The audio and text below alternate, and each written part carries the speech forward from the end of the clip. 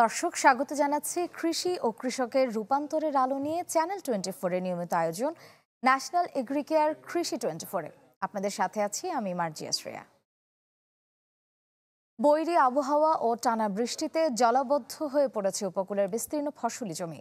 বীজতলা তলিয়ে যাওয়ায় বড় ধরনের ক্ষতির আশঙ্কা করছেন আমন চাষিরা। ক্ষতিগ্রস্ত কৃষকদের পাশে থাকার আশ্বাস কৃষি সম্প্রসারণ অধিদপ্তরের। পানিতে ডুবে গেছে পটুয়াখালীর ফসলের মাঠ।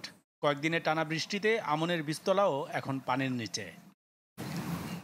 প্রায় 242 হেক্টর জমির বীজতলা নষ্টের কথা বলা হলেও কৃষকরা বলছেন ক্ষতির পরিমাণ আরও বেশি। নতুন করে বীজতলা তৈরিতে ব্যয় আর সময়ের চিন্তায় দিশেহারা তারা। ধান যা ফালাইছি সম্পূর্ণ বীজপাড়া নষ্ট হয়ে গেছে। বীজ যা হালাইছি সব পচি গেছে, এরপর বীজের খবরই নেই। এবার ধান পানও নাই, যে ফেরিয়া হালামো হ্যাঁ তো পানিও টানে না। এই জমিটা রোপণ করতে পারে এরকম যদি সহযোগিতা করে সরকারিভাবে আমাদেরকে, তাহলে আমরা একটু উপকৃত হব। একই অবস্থা আরেক উপকূলীয় জেলা সাতক্ষীরায়। আমনের বীজতলার পাশাপাশি ডুবেছে সবজি ক্ষেত। একটানা 15 দিন বর্ষা হওয়ার কারণে আমাদের বীজতলা সব তলিয়ে গেছে। আমরা তো প্রতি বছর মার খেয়ে যাচ্ছি। এই যে আমরা কৃষি, এই যে জমি জায়গা চাষবাস করি, আমরা তো লস খেয়ে যাচ্ছি।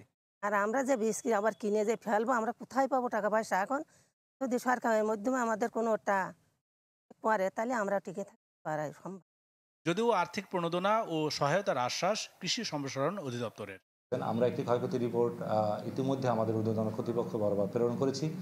তারা সিদ্ধান্ত নেবেন যে যারা ক্ষতিগ্রস্ত হয়েছেন এসব চাষিদেরকে তারা কিভাবে সহযোগিতা করবেন। ঊর্ধ্বতন কর্তৃপক্ষের কাছে এই তথ্যগুলো জানিয়েছি।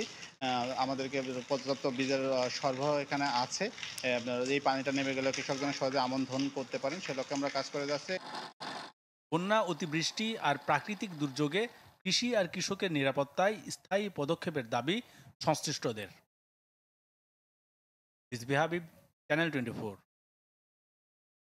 এই বিষয়ে আরো জানাতে আমাদের সাথে সরাসরি যুক্ত হচ্ছেন পটুয়াখালী থেকে এম কে রানা এবং সাতক্ষীরা থেকে আমিনা বেলকিস ময়না। শুরুতে যাচ্ছি রানার কাছে। রানা, বৃষ্টির কি অবস্থা, জলাবদ্ধতার এখন কি পরিস্থিতি, আর পানি কবে নাগাদ নামতে পারে? শ্রেয়া, আপনাকে জানিয়ে রেখেছিল প্রতি বছরই এই মৌসুমে কিন্তু আসলে কৃষকরা সব থেকে বড় ভোগান্তিতে পড়েন জলাবদ্ধতার কারণে।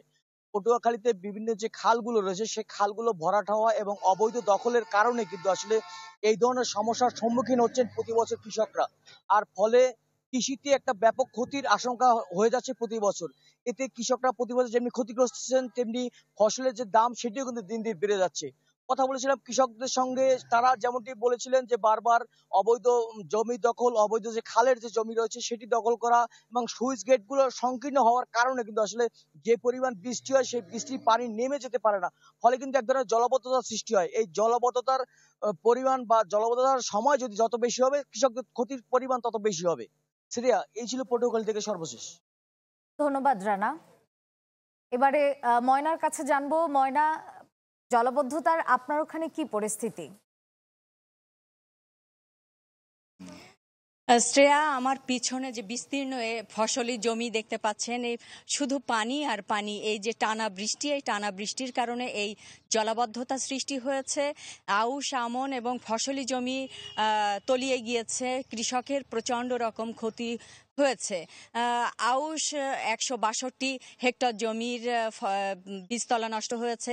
আমনের 106 হেক্টর জমির বীজতলা নষ্ট হয়েছে এবং ফসলি জমি 34 হেক্টর জমির ফসল নষ্ট হয়েছে এবং 1.5 কোটি টাকার ক্ষতিগ্রস্ত হয়েছে এই কৃষকরা।